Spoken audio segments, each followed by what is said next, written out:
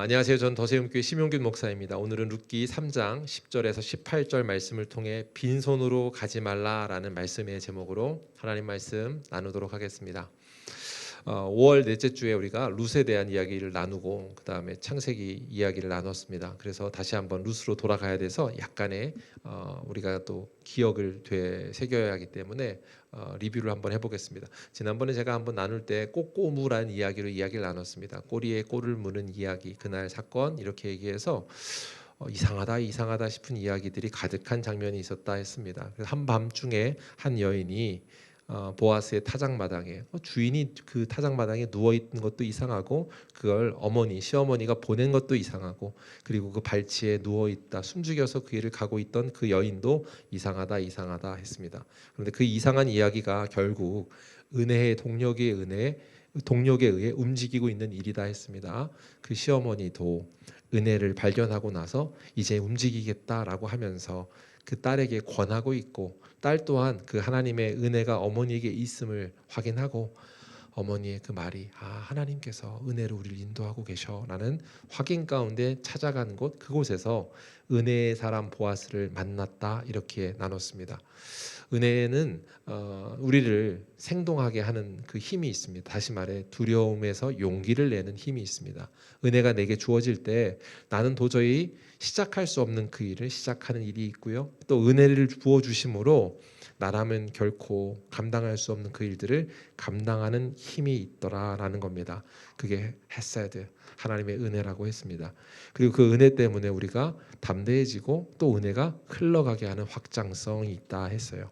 그 확장성 가운데 담대함으로 나온 그녀가 요청한 게 있어요. 나를 날개를 펴주세요. 은혜 보호의 날개가 필요합니다. 이렇게 말했다고요.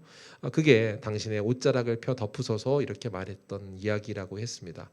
그 옷자락을 펴서 덮어주세요라는 말은 궁극적으로 두 가지를 상징하는 특별히 하나님의 은혜처럼 나는 보호가 필요합니다라는 말이며 동시에 청혼의 의미가 있다 했죠.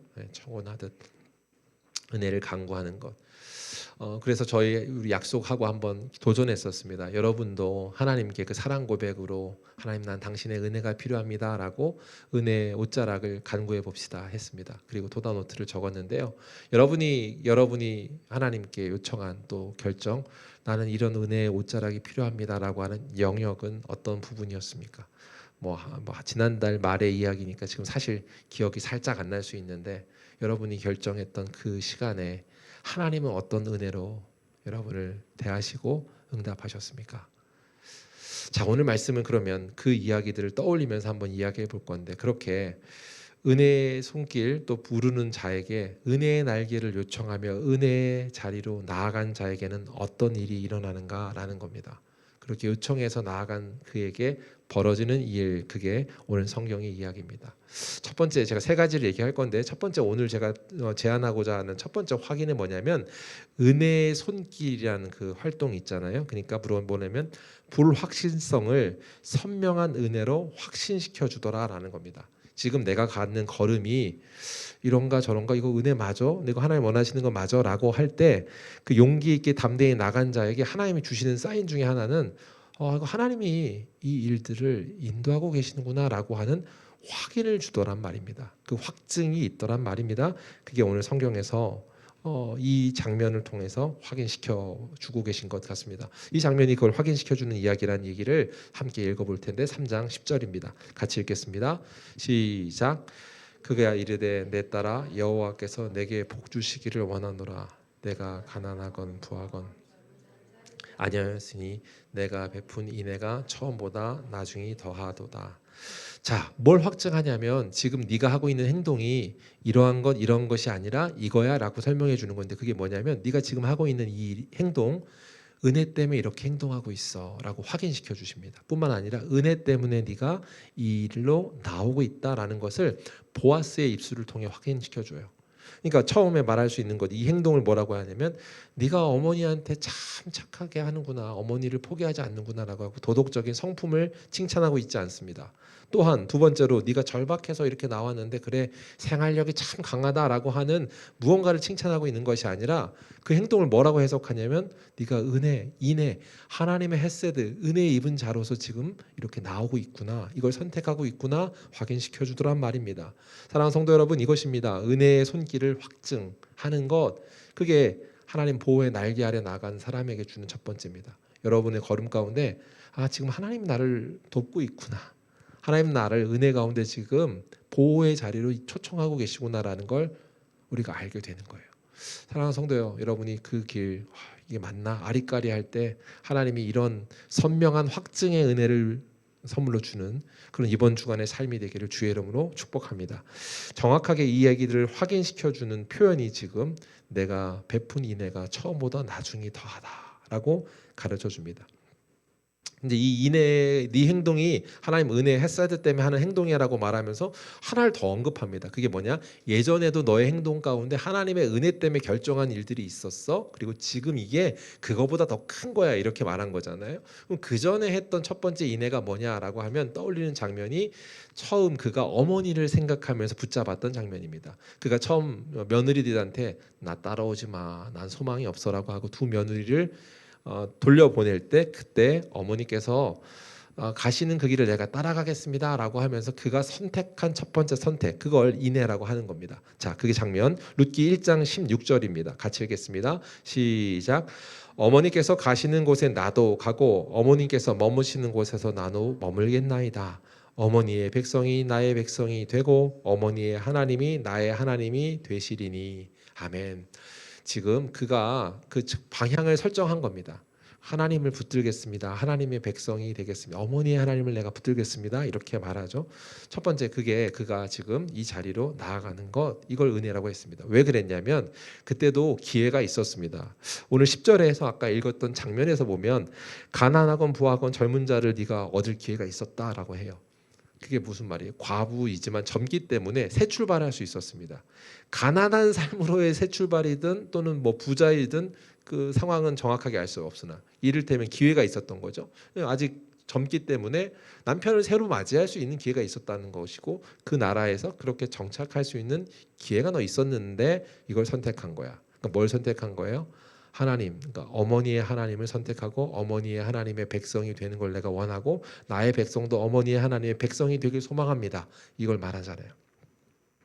그렇습니다. 오늘 결정한 첫 번째 그것도 하나님을 향한 선택이었다면 오늘의 선택은 조금 더 다른 의미로 확장되고 있는데 단순히 이제 어머니를 통해서 그랬던 걸 넘어서 이제는 산자, 그러니까 어머니를 따르겠다고 하면서 산자를 사랑하는 마음의 표현이었다면 지금의 결정, 지금 나한테 와서 기업 물을 자가 되어 주십시오라고 하는 결정은 그걸 뛰어넘는 인애, 하나님의 헤세드에 흘려보냄 사랑의 행동이라고 말했단 말이에요. 그건 뭐냐?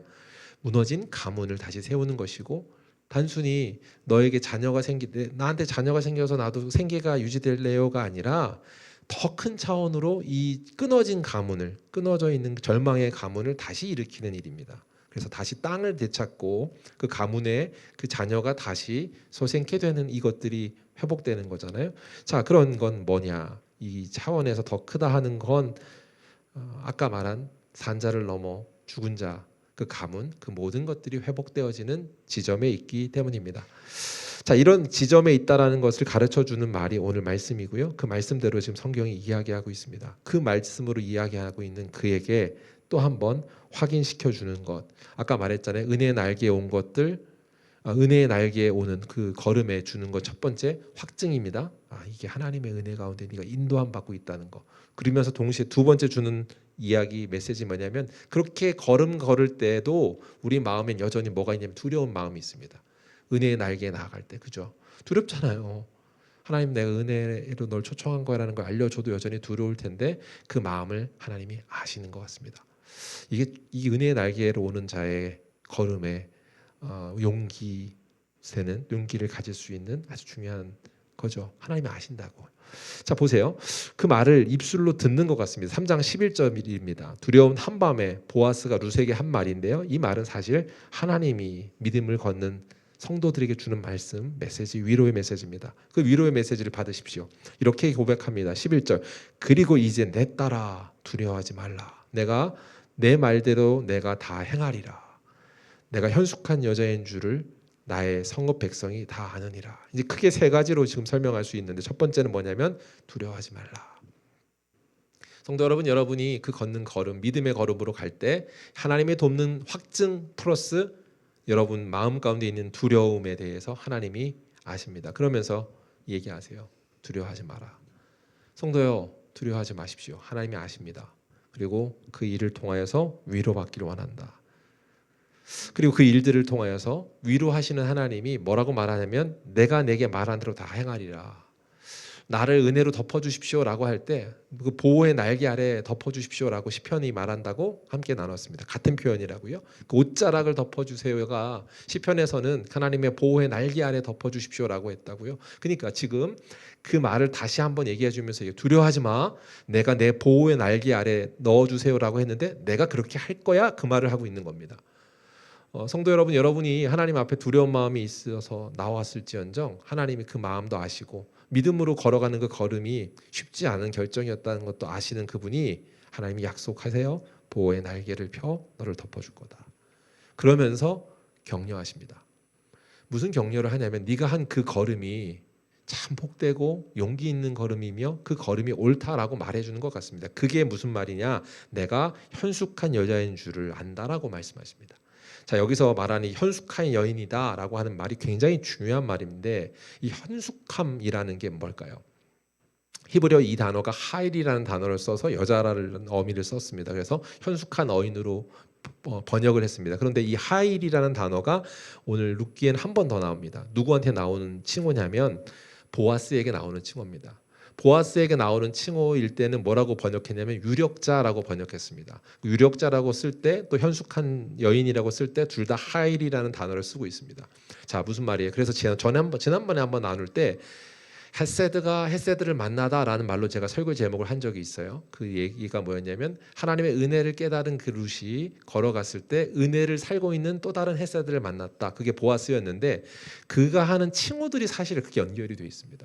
현숙한 여인이라는 단어의 그 말과 아까 말한 유력자라는 말. 왜냐? 이 하일이라는 뜻이 능력, 용기, 강인함 뭐 이런 뜻입니다. 이런 의미로 쓰이는 건데 지금 그 의미가 지금 이렇게 번역되고 있다고요.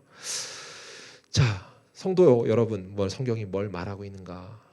네가 걸음하고 있는 거 그게 옳아라고 하는 확증해 주시면서 두려운 마음도 아시면서 그 두려운 마음 내가 제하여 줄 거야 이렇게 얘기해 주시고 그러면서 동시에 그 제하여 줄 거라는 얘기 두려워하지 말라는 말 하면서 너를 보호의 알게 아래에 덮어줄 거야 라고 함과 동시에 칭찬하신다고요. 그 걸음을 네가 그 걸음이 성숙한 자로서의 그 현숙한 여인으로서의 걸음이다. 근데 이 걸음이 이스라엘이 이 칭호가 엄청 사모하던 말입니다. 무슨 말인가? 성경에서 보면 이 단어를 이해할 수 있는 현숙함이라고 하는 말을 잠언서에서 얘기를 하거든요. 잠언서 한번 잠깐 읽어볼게요. 31장 10절입니다. 현숙함이라는 단어를 쓰는데요. 같이 읽겠습니다. 31장 10절입니다. 시작. 현숙한 여인을 찾아 얻게 있느냐 그의 값진 자, 그 현숙한 여인을 얻는 게 정말 값진 거다 이렇게 말하는 게 31장 끝납니다. 이게 뭐냐면 잠언이 끝나는 이야기입니다. 잠언은 처음 시작이 뭐냐면 지혜를 가지고 얘기하는 거잖아요. 지혜에 관한 이야기를 하는 거예요. 여호와를 경외함이 지혜의 근본이다라고 하면서 잠언서가 시작했습니다. 그러니까 정말 이스라엘 백성이 추구하는 건 뭐냐면 내가 정말 지혜롭고 싶다. 하나님의 지혜를 갖고 싶다. 그게 이스라엘 백성의 마음의 갈망 같은 거예요. 그죠? 그런데 그 갈망을 설명하고 한 장 한 장 하다가 마지막 장에 와서는 그 지혜의 실체, 그것들이 나타난 그 여인 이렇게 이제 설명하는데 그 여인을 어떻게 얻는가? 뭐라고 말하는 거냐면 여호와를 경외하는 것이 지혜의 근본이다라고 하고 나서 그 이야기를 다 풀고 나서 마지막에 그러면 누가 진실로 여호와를 경외하는 자인가라고 하는 질문을 던지는 것처럼 성경이 말하고 있습니다. 그래서 여호와를 경외한다, 그를 붙든다 그런 사람이 누구인가라고 얘기하면서 성경을 맺는데 그 다음이 우리 구약 성경에는 순서가 이렇게 되지만 그 다음 성경으로 룻기가 나옵니다. 우리가 저번에 성경의 순서가 좀 다르다고 했잖아요. 그렇죠? 누가 지혜 있는 자냐는 얘기를 한참 하고 나서 그 예시의 샘플로 설명하고 제안해 주는 사람이 룻입니다. 근데 룻이 어떤 상태인지 생각해 보세요. 룻은 누군가요? 네가 현숙한 여인인 줄 안다라고 이스라엘 백성이 이렇게 원하던 그 지혜, 그 거룩함에 하나님을 경외하는 자의 모습을 그가 갖고 있다 이렇게 말하는데, 그러니까 여기서 충격을 받는 거예요. 이스라엘 백성이 왜 충격을 받냐?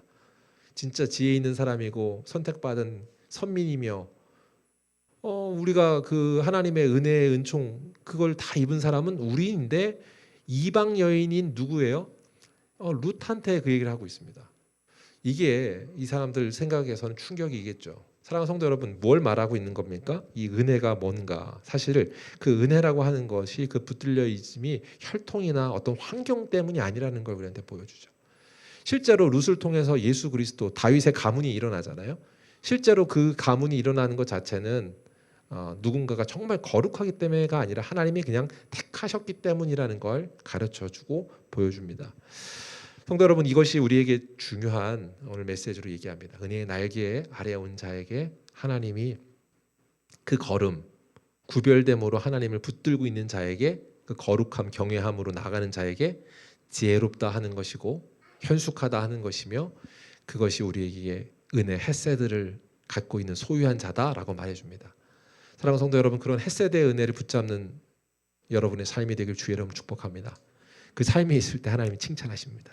뭐라고 칭찬하십니까? 너 현숙하다.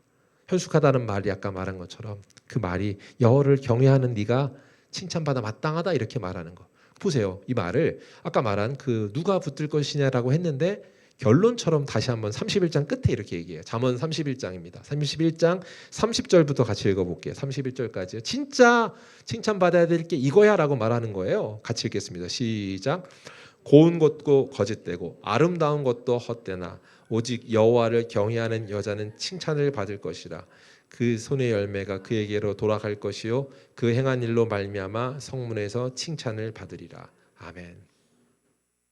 고운 것도 거짓되나. 왜 고운 게 거짓돼요? 예쁜 게 좋은 거 아니에요? 아름다운 것도 좋은 거죠. 여인으로서 생각할 때 고운 것, 아름다운 것, 가장 큰 덕목이라고 생각하는 것처럼 느껴질 수 있는 말들을 쑥 나열하는데 그게 아니라 뭐라고 그래요? 여호와를 경외하는 여자, 그것이 칭찬받을 것이다. 그게 현숙함이다. 그게 지혜다. 그 얘기들을 묶어 설명하고 있습니다. 그렇게 설명하고 있어요. 그의 손의 열매가 그에게로 돌아갈 것이다. 행한 일로 말미암아 성문에서 칭찬받을 것이다. 뭘 행한 일이고 그 열매가 무엇입니까? 여호와를 경외하는 것입니다. 사랑하는 성도 여러분, 우리가 다시 한번 확인하게 하실 겁니다. 여러분이 걸어간 그 걸음 가운데 여호와를 경외하는 그 일이 바르도다, 옳도다, 그리고 그것이 너에게 칭찬의 열매가 될 것이다 라고 확증시켜 주는 것. 그 결단, 용기 있는 결단, 그 걸음을 하나님 기뻐하십니다. 두 번째로요. 그러면 은혜의 날개 아래 온 자에게 하시는 일, 두 번째는 무엇인가? 뭘 해주시냐면 약속을 해주십니다. 첫째, 아까 말한 확인을 시켜주시는 장면이었다면 두 번째는 약속을 시켜주시고, 그리고 기다림의 그 과정 가운데 약속뿐만 아니라 은혜도 주십니다. 보증이라고 할 겁니다. 제가 설명해 드릴게요. 은혜와 보증에 대해 설명해 드릴 건데 3장 13절입니다. 3장 13절 같이 읽겠습니다. 시작. 여호와께서 살아계심을 두고 맹세하노니 내가 기업 물을 자의 책임을 너에게 이행하리라. 그녀가 와서 얘기했단 말이에요. 은혜의 날개를 덮어주세요 라고 했습니다. 청혼의 의미이면서 기업 물을 자로서 우리 가문, 남편의 그 어머니의 딸, 아들의 그 죽은 상태에 있어서 빼앗겨진 그 땅들을 다시 회복시켜 주세요 라고 얘기했습니다. 기업 물을 자라고 얘기하면서요. 자, 그러면서 그 이야기에 대한 답변으로 보증을 해주는 겁니다. 용기 있게 나온 그 걸음한테 약속해 주는 것 같습니다. 뭘 약속해요? 네, 맹세해요. 내가 그 일을 하나님의 이름으로 맹세한다. 살아계심을 두고 맹세한다. 그 일을 내가 반드시 이루겠다. 여러분이 걸어가는 걸음 가운데 하나님이 여러분이 하나님이 기뻐하시는 경외함으로 나온 걸음이 있을 겁니다. 경외함으로 선택한 그 선택이 있습니다. 세상은 우둔해 보인다고 말하고요. 경외함으로 나온 그 선택을 그르다 오르다 판단이 모호해질 때 있을 때 하나님은 선명하게 가르쳐 주십니다. 그게 은혜다. 네가 결정한 그 일이 하나님의 거룩함, 영광, 그분의 경외함으로 한 행동이다라는 걸 확증시켜 주실 뿐만 아니라 그것에 대해서 책임지신다는 이야기를 하신다고요. 자, 말뿐이 아닙니다. 그 책임에 대한 보증들, 확인들이 있습니다. 첫 번째로요. 그 하나님의 그 격려 가운데 얘기해 준 건 그 이야기를 전해 주고 나서 그 현숙함에 대한 이야기를 하고 그 다음 돌려보내면서 그냥 돌려보내는 것이 아니에요. 과정이 있어요. 보세요. 그게 책임지는 모습인데요. 첫 번째로 그냥 밤에 그냥 그렇게 보내는 것이 아니라 새벽까지 기다리게 한 후에 기다리는 것을 넘어서서 종들에게 얘기합니다. 아무도 그녀가 새벽에 왔다 갔다 하는 걸 알지 못하게 해야 할 것이다 라고 말하죠. 그게 14절입니다. 여인이 타작마당에 들어온 것을 사람이 알지 못하여야 할 것이라. 뭘 지켜주는 거예요? 보증해 주는 거예요. 명예까지 지켜주고 있습니다. 새벽에 그녀의 명예를 훼손시키지 않도록 지키는 돌봄이 있습니다. 끝까지 지키는 돌봄입니다. 우리가 갖고 있는 마음 가운데 우리는 굉장히 중요하게 생각하는 명예 있는데 자존심, 두려움 때문에 그것도 있는데 그렇게 들어온 자가 그것들을 훼손시키지 않는다고요. 하나님은 그 일들을 지켜주십니다. 또한 보증을 주신다고 했어요. 그러니까 돌려보낼 때 이러이러한 상황으로 알뜰하게 살뜰하게 그냥 돌봐주고 새벽에 아무도 모르게 갈 수 있게끔 길을 터주고 마련해줘라고 하는 안전의 마음.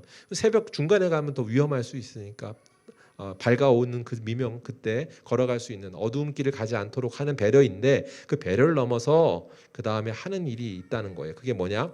보리를 6번 베어줍니다. 보리를 6번 베어준다라는 거. 그게 이제 성경에 나온 이야기인데 9절에서 지난주에 우리가 나눔할 때 그녀가 요청한 게 뭐였냐면 옷자락을 펴서 덮어주세요라고 했습니다. 그게 그때 설교 제목이었습니다. 설교 제목 연결했었는데 옷자락을 펴서 덮어주소서라고 말했는데 옷자락을 펴서 덮어달라는 말, 그 이야기가 보호해 주십시오라는 말이었습니다. 그죠? 근데 그 말을 한 번 더 합니다. 무슨 말이냐? 돌아가면서 어떻게 하는가? 옷자락을 펴라 이렇게 얘기해요. 17절 한번 보면 한번 읽어볼게요. 같이 읽어보면 그 다음 절이 이해가 되실 텐데 15절에 한 이야기가 있지만 17절을 읽겠습니다. 시작.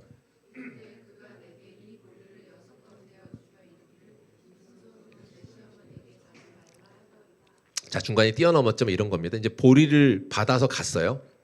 갔더니 어머니가 이건 웬 보리냐 했더니 그 보리를 내 시어머니에게 빈손으로 가지 말라고 하면서 보아스가 잘라줬어요. 그 얘기를 앞에 한 거예요. 그리고 지금 이렇게 설명을 하고 있는 겁니다. 자, 옷자락을 펴라라고 이제 보아스가 룻한테 얘기합니다. 당신이 나를 옷자락을 펴서 덮어주셔서 했는데 반대로 이제 보아스가 룻한테 가기 전에 룻에게 옷자락을 펴라라고 얘기하고 그곳에 뭘 하는 거예요? 채워주는 일을 합니다. 근데 생각해 보십시오. 6번 정도를 옷자락을 아무리 넓다 한들 6대 정도 펴줘서 채워주는 게 예전에 왔을 때 가져간 것만큼은 아닌 거죠. 이해가 되십니까? 그때 어떻게 했냐면 주워 갔는데 우리가 뭐 한 달치도 훨씬 더 되는 식량을 얻어갔다고 했죠. 지금은 그만큼의 식량은 아닐 겁니다. 근데도 그냥 빈손으로 가지 않고 그것들을 채워서 보낸다라고 하면서 여기에 사용되는 말이 있단 말이에요. 가서 이걸 채워주면서 하라고 하는 말이 있단 말이에요. 무슨 말 하라는 거예요? 이 채워준 이유가 뭐래요? 시어머니에게 가서 이 말을 해라라고 하면서 채워주는 겁니다. 시어머니에게 가서 빈손으로 가지 않게끔 해라라고 시어머니한테 갈 때 빈손으로 가면 안 돼라고 말하는 것 시어머니에게 들려졌으면 하는 메시지로 이 얘기를 하고 있다는 걸 17절에 다시 한번 확인하는 거죠. 내 시어머니에게 가지 말라. 어떻게? 빈손으로. 여기서 빈손이라고 말하는 단어가 앞에 이미 사용됐습니다. 레이캄이라는 단어인데 이 단어는 앞에 한번 사용돼요. 언제 사용되냐면 룻이 자기를 지칭할 때 얘기해요. 나는 빈손입니다. 이렇게 설명해요. 1장 21절입니다. 같이 한번 읽을까요? 시작. 내가 풍족하게 나갔더니 여호와께서 내가 비어 돌아오게 하셨느니라. 아멘. 어떻게 해요? 비어 돌아오게 하셨습니다. 이 말을 말하는 겁니다. 인생을 바라볼 때 그녀가 지금 자기를 바라볼 때 비어 있다라고 얘기하는 거. 비어 있습니다라고 말하는 건데 하나님이 말씀으로 이렇게 얘기해 주시는 거예요. 보아스를 통해 말하는 건데 너 비어 있다 생각하는데 너를 비어 있게 두지 않는 자. 은혜의 날개 그 아래 보호하시는 그분이 비워두지 않는다라고 가르쳐 주십니다. 사랑하는 성도 여러분, 하나님이 여러분에게 시선을 교정해 주는 은혜가 있길 주의 이름으로 축복합니다. 나오미는 사실 그때 나는 텅 비었습니다 얘기했는데 그때도 설교했어요. 나오미가 정말 텅 비었던가요? 아무것도 없던 건가요? 아니요, 그렇지 않다고 했습니다. 옆에 버젓이 룻이 옆에 있는데도 룻을 두고도 사람들한테 얘기했던 거죠. 나는 아무것도 없어요. 이곳에 왔어요. 그러니까 나는 나오미라고 기쁨이라고 말하지 말고 고통이라고 말하십시오. 슬픔이라고 말하십시오. 말하라고 나한테 말하십시오라고 말했다고요. 그게 자기가 바라볼 수 있는 한계 인식의 한계 시선의 결과였다고 했습니다. 그런데 은혜를 발견하고 나서 시선이 띄어서 그가 바라보는 관점이 달라졌는데 그 달라진 그에게 실제로 그냥 시선만 달라진 것이 아니라 하나님이 보증을 해주시는 겁니다. 내가 너 빈손이라고 말하는데 넌 빈손으로 두지 않는 하나님이야, 이 얘기하십니다. 근데 그 하나님이야 라고 하는 말을 제가 묵상하면서 어떤 얘기했냐면, 이건 이 순간에 바뀌어지는 것, 빈손이 채워지는 게 아니라 여전히 채워지고 있었다는 걸 가르쳐주고 있는 겁니다. 전에도 나눴는데 이미 그 가문을 살리고 나오미의 생명뿐만 아니라 다시금 죽은 자들까지 살리는, 죽은 자도 여전히 돌보시는 하나님이었다는 그 하나님의 증거가 그 안에 은혜로 확인되었잖아요. 그죠? 그리고 실제 그 일을 이루는 키가 누구예요? 룻이었습니다. 룻을 통해 가문이 다시 다 회복되잖아요. 근데 룻은 여전히 한 번도 떠나지 않고 계속 옆에 있었습니다. 정리해 볼게요. 여러분한테 여러분의 빈 자루를 하나님 빈손으로 가지 않는다, 빈손을 채운다라고 말씀하셨습니다. 그래서 빈손으로 가지 말라, 이게 오늘 설교의 제목이었는데, 여러분은 빈손으로 돌아갈 수 없습니다. 시선이 열릴 겁니다. 뭘 열어요? 하나님이 가르쳐 주는 거예요. 너는 한 번도 빈손이었던 적이 없다. 왜요? 하나님이 채우시는 분이고 하나님은 한 번도 너를 떠난 적이 없다라고 하는 말씀을 주시기 때문입니다. 사랑하는 성도 여러분한테도 다시 한번 확인되어지는 은혜가 있길 소망합니다. 내가 목마릅니다. 요즘 은혜가 충만하지 않습니다. 내가 상황이 이렇습니다. 여러분이 갖고 있는 어떤 질문도 좋습니다. 다 질문하십시오. 하나님께 말씀하십시오. 그러면 하나님이 오늘 답해 주실 겁니다. 너를 빈손으로 오늘 돌려보내지 않을 것이다. 하나님께서 여러분이 말할 때 나는 비어 있습니다 라고 하는 자기 증언, 자기 고백, 상황에 대한 이해에 대해서 답변해 주십니다. 너를 빈손으로 두지 않는다. 그리고 그 말씀이 오늘 우리에게 주어지는 거예요. 사랑하는 성도 여러분에게 오늘 채워지는 은혜, 하나님이 이미 채우신 그분을 발견하고 나아가는 복된 성도, 더세움의 성도들 되시길 주의 이름으로 축복합니다. 여기 하나님께서 그 이야기를 같이 얘기한다. 주와 함께하는 그에게 얘기해 주는 은혜입니다. 세 번째로, 그러면 은혜의 날개 아래에 있는 사람, 그에 나타나는 변화는 무엇인가? 변화에 대한 이야기를 나눠볼 텐데요. 말씀은 18절입니다. 18절 같이 한번 읽겠습니다. 같이 읽겠습니다. 시작. 이에 나오미가 이르되 내 딸아, 이 사건이 어떻게 될 것인가 알기까지 앉아 있으라.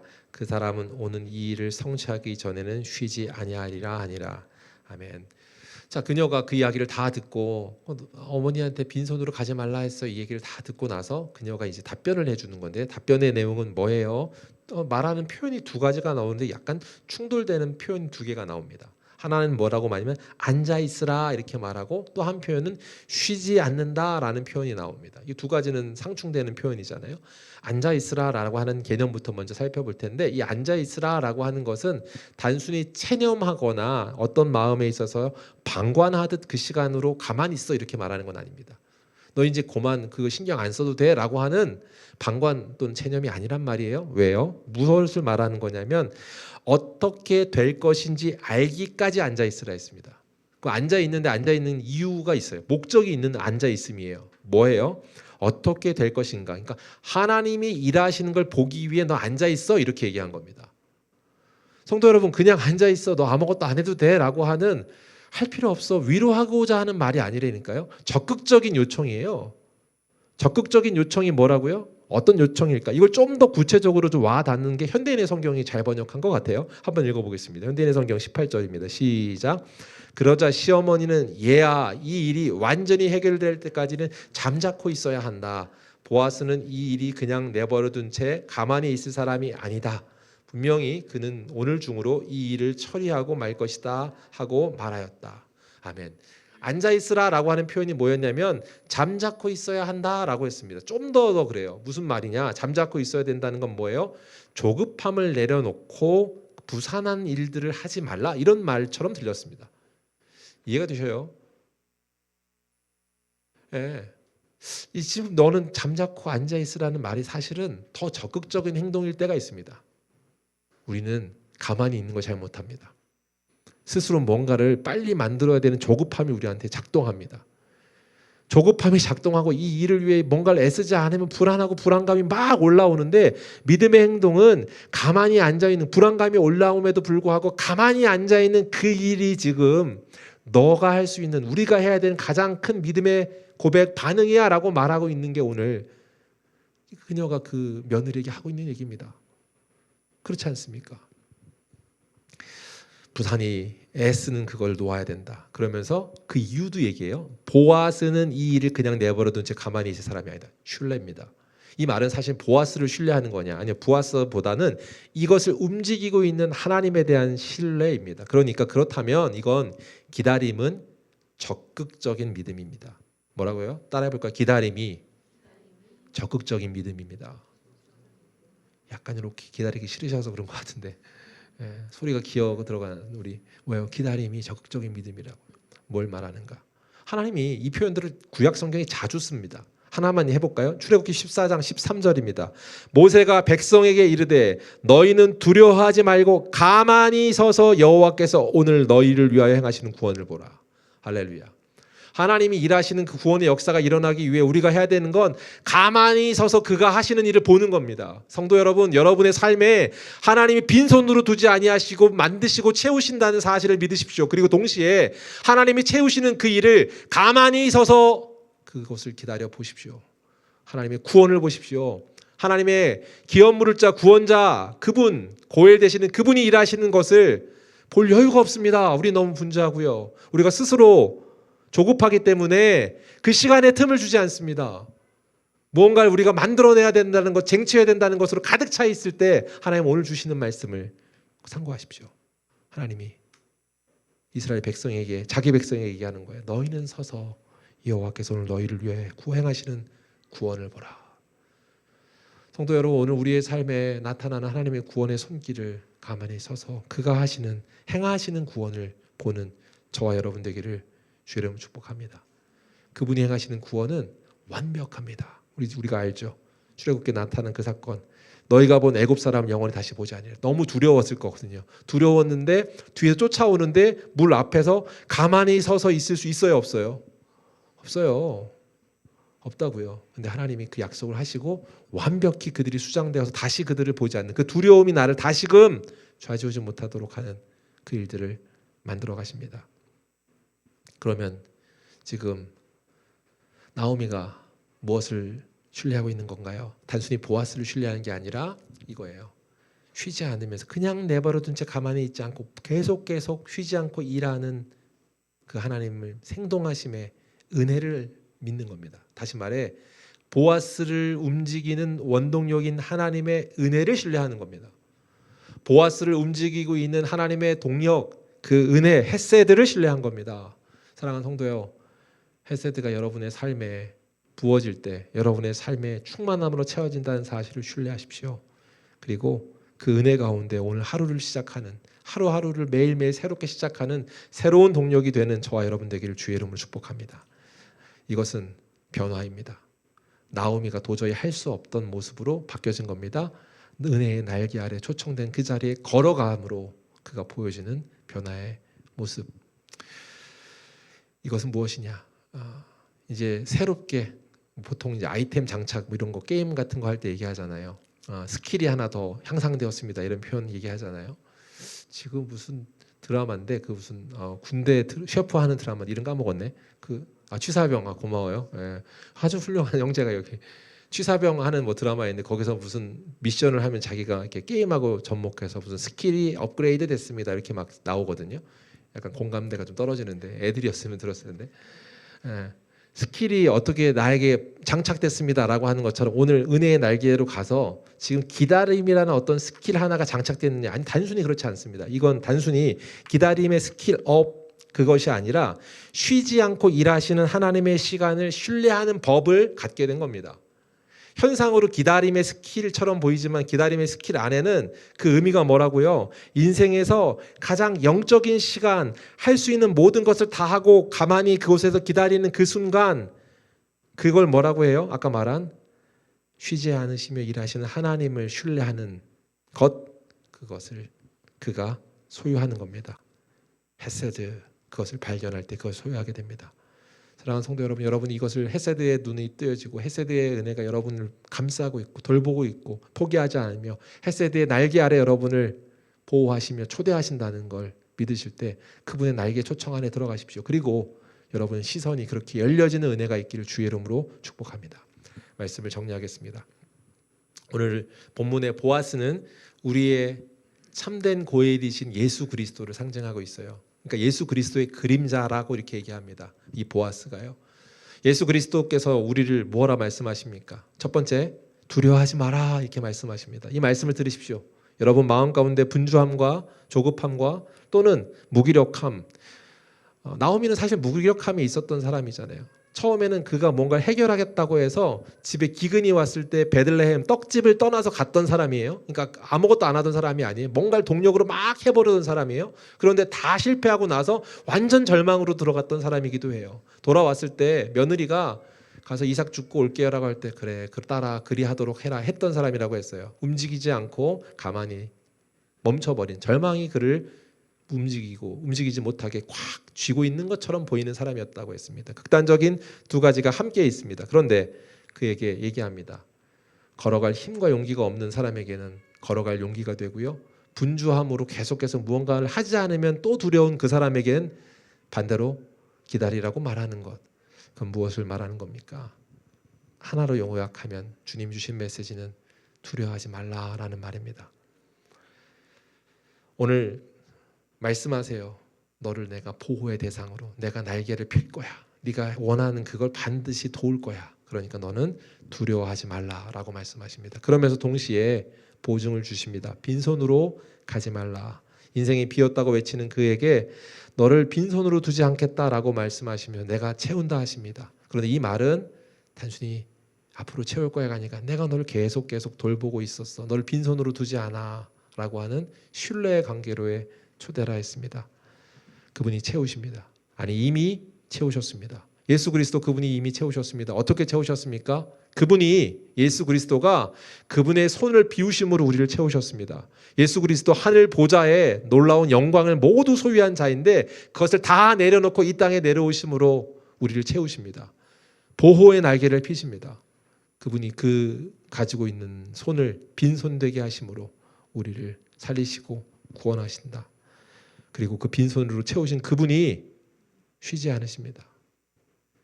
졸지도 주무시지도 않으시고 그분이 하시고자 하시는 구원의 일을 성취하시는 분입니다. 성도 여러분, 여러분이 오늘 기도 제목으로 갖고 왔던 그 일에 대해서 하나님 무관심하신 것이 아니라 이미 아시고 이미 채우고 계실 뿐만 아니라 은혜로 덮으셔요. 일이 성취되기까지 쉬지 않으신다. 하나님, 로마서 8장 34절 누가 정죄하려요?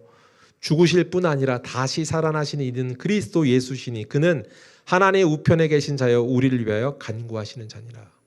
성도 여러분, 이 말씀을 좀 소개하려고 해요. 여러분, 하나님이 여러분을 옆에 다시 살아나신 것뿐만 아니라 여러분을 돌보시고 간구하심으로 지금도 여러분을 채우고 계십니다. 성도요, 오늘 이 시간 이름으로 우리의 시선이 바뀌어지길 소망합니다. 첫 번째, 우리가 기억합시다. 여러분의 시선이 띄어지길 소망해요. 비었다라고 하는 탄식이 아니라 이미 채우시는 분이라는 탄식, 감사의 감격의 그 탐복으로 바뀌어지는 은혜가 있길 소망합니다. 동시에 하나님 사랑이 처음 인해보다 나중 인해가 크다라는 것처럼 여러분의 헤세드가 점점 지경이 넓어지는 은혜가 있길 소망합니다. 계속 인해 베푼 처음 베푼 것보다 나중이 크다라고 하면서 여러분의 인해가 확장될 때요, 여러분이 누군가의 빈손에 응답이 되길 소망해요. 그 확장의 그 흘러감이, 그 헤세드는 계속 흘러간다고 했잖아요. 그 흘러감을 통해 누군가의 빈손에 있는 사람을 보아스가 룻을 채운 것처럼 여러분이 누군가의 보아스가 되길 소망합니다. 누군가를 채우는 응답이 되길 소망합니다. 우리의 한마디 한 행동이 한 사람의 절망을 끝낼 수 있는데요. 오늘 여러분이 다시금 시선으로 하나님의 보아스를 발견한 시선으로 누군가에게 가서 절망에 있는 누군가에게 소망의 은혜 헤세드를 비춰주는 빛의 역할을 하시기를 축복합니다. 그런 축복의 통로가 되는 이번 한 주간의 삶이 되기를 간절히 소망하며 우리 기도합시다.